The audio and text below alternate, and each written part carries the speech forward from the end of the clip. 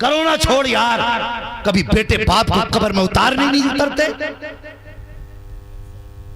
غسل دینے تیار نہیں بیٹا باپ کو، ان سے کیا امید رکھ سکتے ہو تم جو تمہیں غسل تک نہیں دے سکتے؟ جو غسل نہیں دے سکتا، ضرورت پڑی تو تجھے خون دے دیں گے۔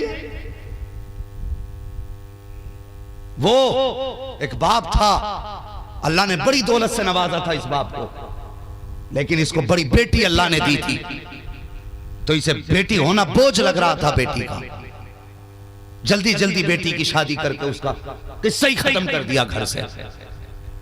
10 سال گزر گئے، کبھی بیٹی کے سسرال نہیں گیا۔ یہ سماج ہے ہمارا، ذرا سی بات سمجھی سے ہو جائے تو بیٹیوں سے تعلق توڑ دیتے، شرم نہیں آتی؟ کئی سال ہو جاتے بیٹی کی دہلیز پہ قدم نہیں رکھتا، کیوں؟ سمدھی سے نہیں بنتی میری، سمدھی کے چکر میں اپنے جگر کا ٹکڑا تو نے چھوڑ دیا۔ کون سا جملہ بولوں ایسے لوگوں کے لیے جو اپنی موچ کی خاطر اپنی بیٹیوں سے رشتہ توڑ دیتے ہیں؟ ارے اکھیڑ کے پھینک دو ایسی موچ کو جو اپنوں سے دور کرتی ہے۔ سوچو 10 سال ہو گئے بیٹی کی دہلیز پہ قدم نہیں رکھا۔ بیٹی بیٹی ہوتی ہے، اگر 4 دن باپ کو نہ دیکھے تڑپ جاتی ہے،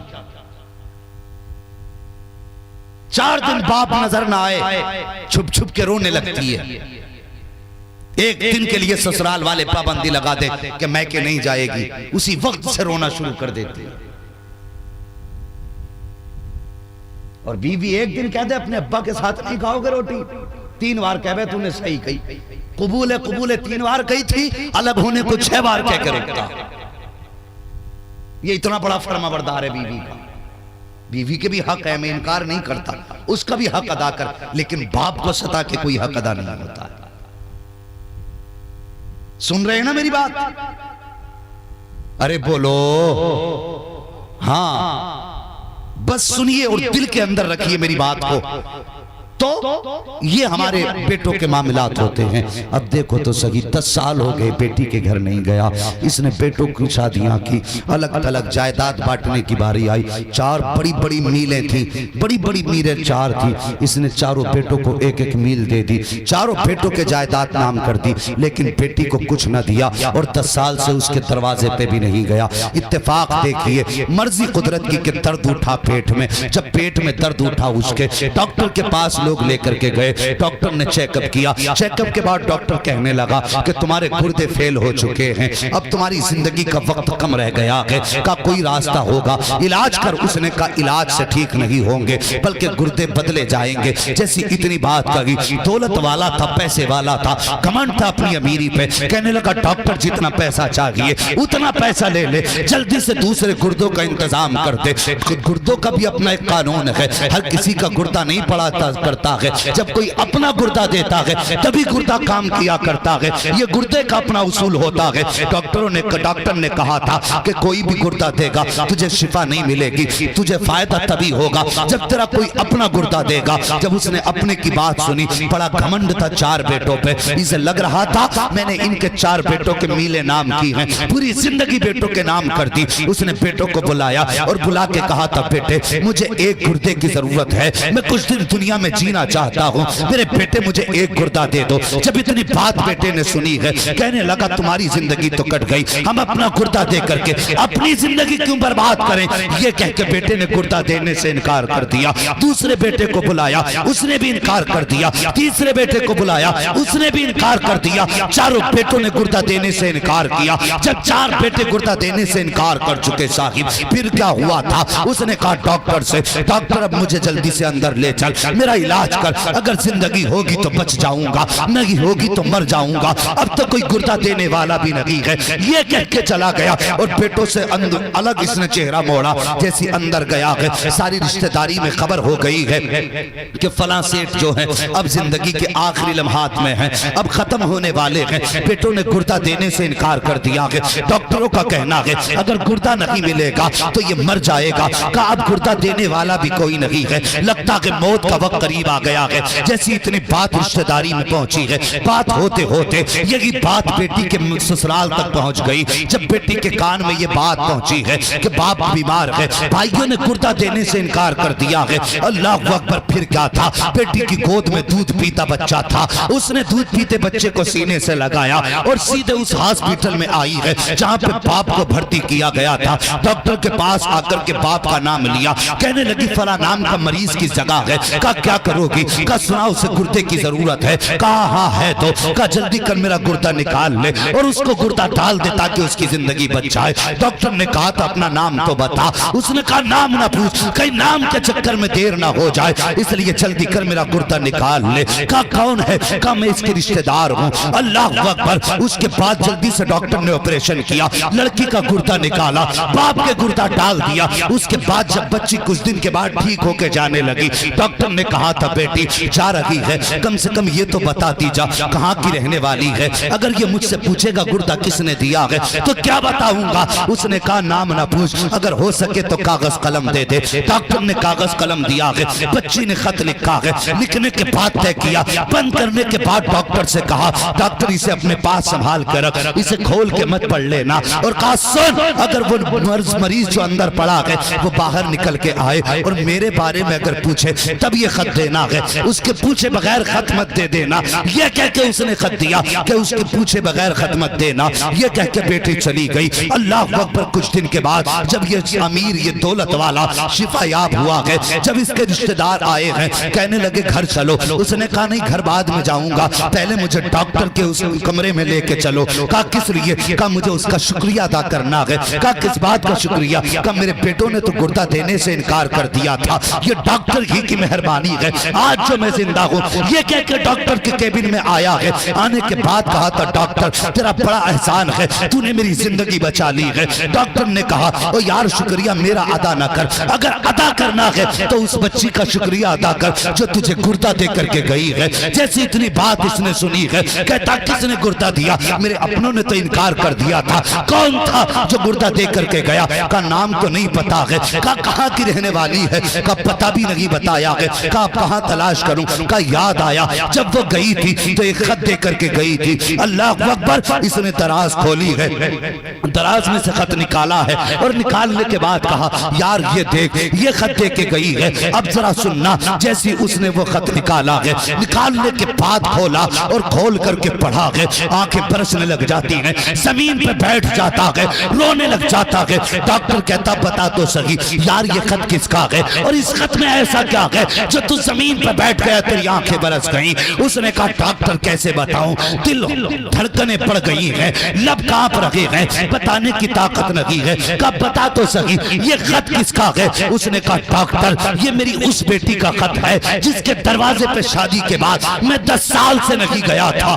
اللہ اکبر. کہا کیا لکھا ہے خط میں؟ کہا کیا بتاؤں؟ کہا پڑھ کے سنا خط میں کیا ہے. تب اس نے خط پڑھنا شروع کیا تھا. بچی نے لکھا تھا بسم اللہ الرحمن الرحیم, اے میرے باپ, ایک مجبور بیٹی کا سلام ناراض باپ کی بارگاہ میں قبول ہو. اس کے بعد نیچے لکھا تھا اے میرے باپ میرے نکاح کو 10 سال ہو گئے ہیں, 10 سال ہو گئے مجھے سسرال آئے ہوئے, تم 10 سال سے میری دہلیز پہ نہیں آئے ہو. میرے باپ مجھے یہ نہیں پتا ہے کس بات سے تم ناراض ہو, مجھے یہ بھی نہیں پتا میری خطا کیا ہے. بابا مجھے یہ بھی نہیں پتا میرا قصور کیا ہے, لیکن اتنا جانتی ہوں 10 سال گزر گئے تیرا انتظار کرتے کرتے لیکن تم نہیں آئے ہو. کہا بابا جب عید کا چاند نظر آتا ہے دنیا چاند دیکھنے کے لیے چھت پہ چڑھا کرتی ہے, لیکن تیری بیٹی جب عید کا چاند دیکھنے دنیا چھت پہ جاتی ہے تو تیری بیٹی دروازے پہ آ کے کھڑی ہو جاتی ہے اور اس امید پہ کھڑی ہوتی تھی شاید اس بار میرا باپ آتا ہوگا, شاید اس بار میرا باپ آتا ہوگا.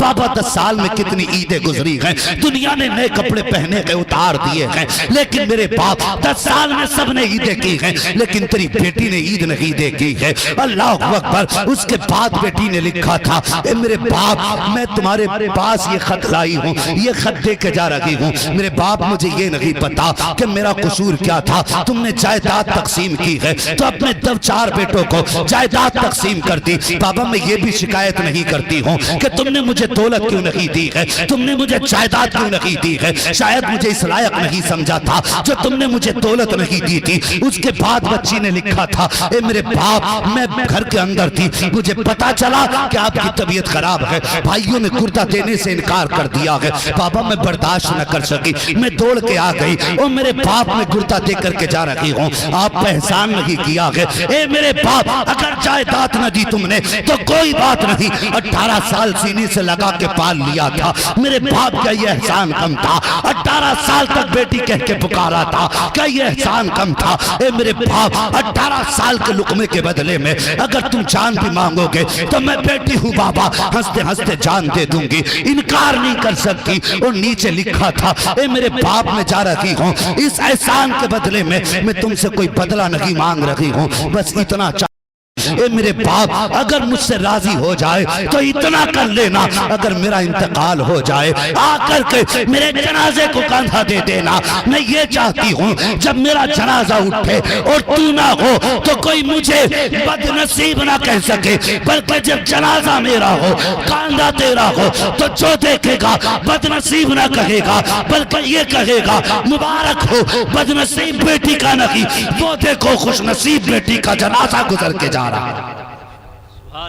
اللہ اکبر، یہ بیٹی ہوتی ہے صاحب، کبھی کبھی بیٹے وہ نہیں کر پاتے جو بیٹیاں کر جاتی ہیں، اللہ توفیق دے تو بیٹیوں کا خیال رکھنا، بیٹیوں سے پیار کرنا، اور میں گزارش کروں گا یہاں جتنے بیٹھے ہیں کوئی نہ کوئی کسی بھائی کا بہن کا بھائی ہوگا، کسی ماں کا لال ہوگا، کسی باپ کا بیٹا ہوگا، میں گزارش کرتا ہوں او بھائی آج جو سب سے زیادہ ظلم ہوتا ہے اور اس کو کہو تو میٹھا ظلم جو محسوس بھی نہ ہو اور کام بھی کر جائے، وہ جانتے ہو کون سا ظلم ہے؟ وہ بیٹیوں پر ظلم ہے۔ باپ کے انتقال کے بعد جب بیٹیاں کا جی کرتا ہے نا کہ ہم اس دیوار کو دیکھیں جو دیوار میرے باپ نے اپنے ہاتھ سے بنائی تھی، میں وہ چارپائی دیکھ کے آؤں گی جس پہ میرا باپ لیٹا کرتا تھا، یہ سوچ کے بیٹیاں جب میں کے آتی ہیں تو بھائیوں کے چہروں پہ 12 بج جاتے، بھاویے ان کی زبان کے تیور بدل جاتے، کڑوے لہجے ہو جاتے، اور دیکھ کے منہ بگاڑ لیتے، بہنوں کو باپ یاد آ جاتا ہے۔ کبھی کبھی ایسا ہوتا ہے، ایسی بدبخت عورتیں گھروں میں آ جاتی ہیں کہ منہ پہ تانے دے دیتی ہیں اور کہتی ہیں زیادہ چکر نہ لگایا کر، تیرے آنے سے میرے گھر کا سکھ جاتا ہے۔ ایسی بھی عورتیں آ جاتی ہیں اور ظالم زبان کو لگام دے، تو جس گھر کی چھت کے نیچے بیٹھی ہے وہ تیرے باپ کی چھت نہیں، جسے تانا دے رہی ہے یہ اس بیٹی کی باپ کی چھت ہے، اس نے اس گھر میں بچپن میں مٹی لگائی ہے، اپنے ہاتھ سے باپ کے ساتھ کھڑے ہو کے چھت پٹوائی تھی اس بیٹی نے، آج جسے تانا دے رہی ہے تو خدا کی قسم جب یہ تانے بیٹیوں کو ملتے تو بیٹیوں کو باپ یاد آ جاتا۔ وہ ابھی جلدی کا قصہ ہے، کلمہ پڑھنے والوں کی کہانی ہے، غیر مسلموں کی بات نہیں کرتا۔ کسی کے دروازے پہ بہن آ گئی تھی، اس کا شوہر ہاسپٹل میں تھا، اور جانتے ہو بہن کے حصے میں 40 بیگھے زمین کی، وہ زمین اپنے بھائی کو دے کے آئی تھی کہ بھائی میں کیا کروں گی، میری طرف سے یہ تیرے لیے تحفہ ہے۔ ایسی بہن تھی، اور قسمت کب کیسے پھیر ڈال دے کوئی نہیں بتا سکتا۔ اتفاق سے حالات بگڑے، شوہر اسپتال چلا گیا، علاج کے لیے پیسہ نہ تھا، وہ بہن اپنے بھائی کے دروازے گئی اور یہ سوچ کے گئی تھی کہ شاید میرے بھائی کے دروازے سے میرا یہ کام ہوگا، مجھے 1-8 لاکھ مل جائے گا، میرے شوہر کی زندگی بچ جائے گی۔ جس بہن نے 40 بیگھے بھائی کو زمین دی تھی، وہی بہن جب گئی اپنے بھائی کے دروازے پہ تو جانتے ہو بھائی نے دھکا دے کے نکالا تھا اور کہا تھا تیرا کچھ نہیں ہے، زندگی موت ہو یا زندگی ہو، جا اپنی تقدیر سے خود لڑ، ہم نے ٹھیکہ لے لیا تیرے علاج کا۔ اور یار تو بتا جب یہ تانے اس بھائی نے بہن کو دیے ہوں گے تو بہن کے جگر پہ کیا گزری ہوگی۔ اتنا صفاق معاشرہ ہے ہمارا، اتنا ظالم معاشرہ ہے ہمارا۔ اس ظلم کے بعد اگر پھر بھی یوں کہو جبریل کیوں نہیں اتر رہے مدد کے لیے تو بے وقوفی ہے تمہاری۔ پہلے 313 کا کردار پیدا کرو، پھر دیکھو آسمان سے مدد اترتی ہے کہ نہیں۔ کردار تو اچھے کرو، تو خون پی بھائی کا اور جبریل تیری مدد کو اترے۔ ارے شکر کر ادا اللہ کا احسان مان مصطفیٰ کا، جتنے تو ظلم کر رہا ہے اس کے بدلے میں تو زمین پھٹ جانی چاہیے تھی، پتھر برسنے چاہیے تھے، یہ جو کچھ نہیں ہو رہا ہے خدا کی قسم یہ مدینے والے مصطفیٰ کے صدقے میں نہیں ہے۔ ہاں رحم کرو اپنے اوپر، بدلو اپنے طریقے۔ یار بھائیو گزارش ہے، باپ کے انتقال کے بعد اگر بیٹیاں گھر آئیں نا تو چہرہ بگاڑ کے ان سے ملاقات نہ کرنا۔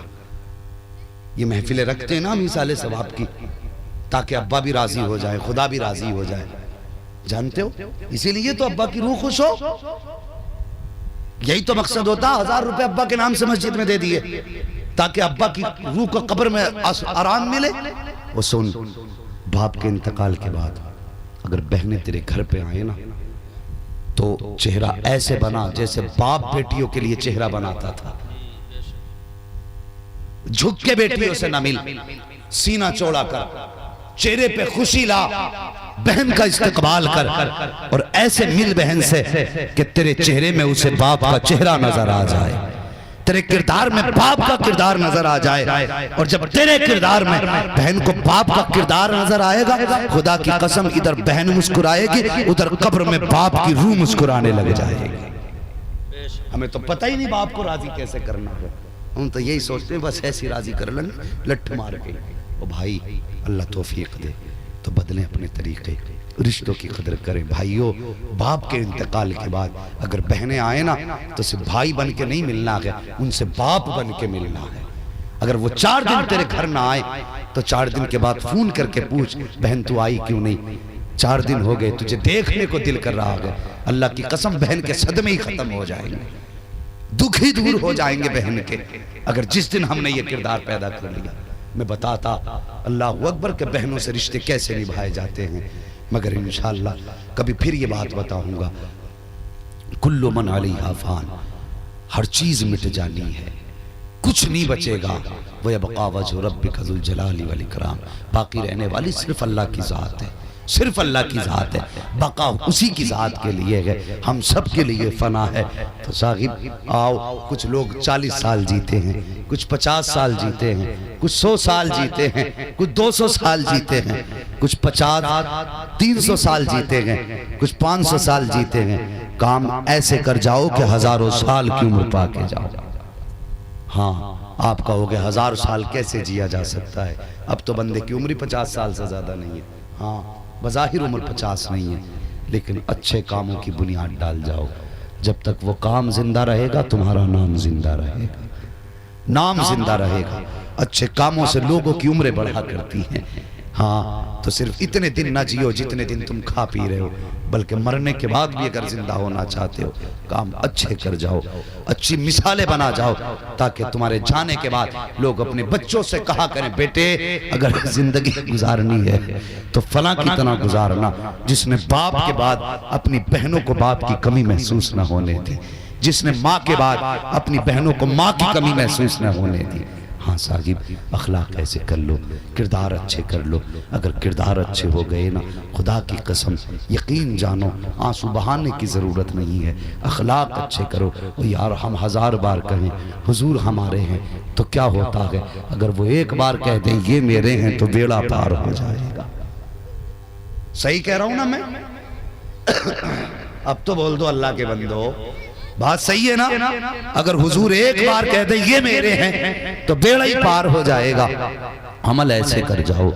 اللہ اکبر، مرنے کے بعد جب تم سے تمہارے گھر والوں کے بارے میں پوچھا جائے بتا کس کا حق کیسے ادا کر کے آیا ہے، تو کم سے کم تم اپنوں کے تو مجرم نہ ہو۔ بہن تو گریبان پکڑ کے نہ کہ میرا حق کھا کے آیا تھا، مجھے رلا کے آیا تھا، ماں تو نہ کہے کہ میرے آگے کا کھانا چھین لیا تھا، باپ تو نہ کہے مجھے گالی بک رہا تھا۔ کم سے کم ایسے کام کر جاؤ کہ جب تم قیامت میں حساب ہونا تو اپنے کھڑے ہو کے کہہ دیں یا اللہ ہم اس سے راضی ہیں، یا اللہ ہم اس سے راضی ہیں، یا اللہ ہم اس سے راضی ہیں۔ جب تمہارے اپنے کہہ دیں گے ہم اس سے راضی ہیں، رب کا دریائے کرم جوش میں آئے گا، رب فرمائے گا جب تجھ سے تیرے اپنے راضی ہیں پریشان نہ ہو، تجھ سے تیرا خدا بھی راضی ہے۔ ایسے کام کر جاؤ۔ کل من علیہا فان، ہر چیز فنا ہو جانی ہے۔ ہاں عزت کی موت مرو، ایسے کام کر کے مرو، لوگ تمہارے جنازے میں شریک ہونے کو فخر محسوس کریں، تمہارے جنازے کو بڑھ بڑھ کے کاندھا دیں اور کہیں افسوس یہ دنیا چھوڑ کے جا رہا ہے، ہمارے بیچ سے ایک اچھا چلا گیا۔ ایسے بن کے مت جانا، لوگ کہیں اچھا ہوا زمین کچھ تو خالی ہوگا۔ ہاں بس اللہ سے دعا کرو اللہ عزت کی موت دے، ایمان کی موت دے۔ کامیاب وہ نہیں ہے جس نے بلڈنگیں بنائی ہیں، کامیاب وہ نہیں ہے جس کے پاس گاڑی ہے، بنگلہ ہے، کامیاب وہ ہے جو قبر میں ایمان بچا کے لے گیا۔ اور ایمان اسی کا سلامت ہے جو بریلی والے احمد رضا کے دامن سے وابستہ ہے۔ میرے تاج الشریعہ کے وصال کے بعد اتنے فتنے اٹھے ہیں، اتنے فتنے اٹھے ہیں، حیرت ہوتی ہے، نئے سے نیا فتنہ سامنے آ رہا ہے۔ اعلیٰ حضرت نے وقت وصال فرمایا تھا، لوگو احمد رضا کو جتنا لکھنا تھا لکھ چکا، جو بتانا تھا بتا چکا، جو سمجھانا تھا سمجھا چکا۔ فرمایا میری تعلیمات کو سینے سے لگا کے رکھنا، اب سمجھانے کے لیے احمد رضا دوبارہ قبر سے اٹھ کے نہیں آئے گا۔ بہت بڑی بات میرے امام نے کہی تھی، یقین جانو آج وہی حق پر ہے جو اعلیٰ حضرت کے دامن سے جڑا گئے، اور جو ان سے الگ ہے تسبیح اتنی نہیں اتنی لمبی لے لے، داڑھی اتنی نہیں اتنی لمبی کر لے، اور تو جتنے چاہے تسبیح و مسواک لے لے، اگر احمد رضا کا نہیں ہے تو یقیناً صراط مستقیم سے بھٹکا ہوا ہے۔ اس لیے کہ احمد رضا صرف بریلی والوں کی اولاد کا نام نہیں ہے، بلکہ احمد رضا اور اعلیٰ حضرت مسلک حق کا نام حضرت کا ہے، مسلک اعلیٰ حضرت کا ہے، وہی مسلک اہل سنت پر ہے، اور وہی یقین مانو صراط مستقیم پر گامزن ہے۔ اس سے زیادہ میں تمہیں کچھ نہیں بتا سکتا، ورنہ تمہاری اپنی مرضی ہے، جس جماعت کے چاہے ساتھ شریک ہو جاؤ، لیکن ہم یہ کہتے ہیں اس دور میں اگر کوئی حق جماعت ہے تو وہ بریلی والوں کی جماعت ہے، بریلی والوں کی جماعت ہے۔ عرس رضوی آ رہا ہے، بریلی شریف میں جانے کی تو اجازت نہیں ہے، 100 لوگوں کی پرمیشن صرف ملی ہے، اللہ توفیق دے۔ اور جب عرس رضوی آئے نا تو سنیو ہر گھر سے عرس رضوی کے نظارے نظر آنے چاہیے، ہر گھر سے عرس رضوی کے نظارے نظر آنے چاہیے، ہر بندہ لگنا چاہیے یہ رضوی اعلیٰ حضرت کا چاہنے والا ہے۔ ضروری نہیں ہے ان کے نام پہ 11 کلو کی ڈیگ بنا، اگر 11 کلو کا حساب نہیں ہے 250 گرام تبرک تیار کر لے، اپنے گھر اعلیٰ حضرت کے نام کا قل کر لے، خدا کی قسم بریلی کا احمد رضا بھی راضی ہوگا، مدینے والا مصطفیٰ بھی راضی ہو جائے گا۔ ہاں عقیدہ بڑا ضروری ہے، اس کی حفاظت کریں۔ فتنے بہت آ رہے ہیں، نئے نئے فطرے چہرے بدل کے آ رہے ہیں، اللہ رب العزت اہل سنت کو ان فتنوں سے محفوظ و مامون فرمائے، اور اپنے محبوب کے صدقے میں ہم سب کو صراط مستقیم پر قائم و دائم رہنے کی توفیق عطا فرمائے۔ بس جو ہوئے اغلاط ان کو معاف فرمائے رب کائنات۔ زندگی نے دیا ساتھ تو پھر ہوگی ملاقات، چمن رہا پھول کھلیں گے، زندگی رہی پھر ملیں گے، مسافر ہیں ہم بھی مسافر ہو تم بھی، کسی موڑ پر پھر ملاقات ہوگی۔